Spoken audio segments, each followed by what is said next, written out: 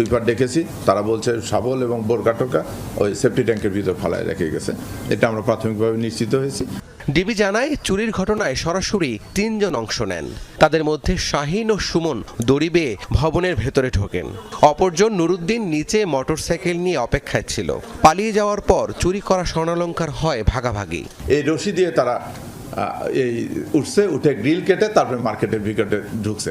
কৌশলটা কত কৌশল যে দিনের বেলায় আসছে, একটা সুতা, চিকন একটা সুতা ওই জানলা থেকে ওই নিচ পর্যন্ত এরকম ইউলুপ করে থুয়ে দিছে।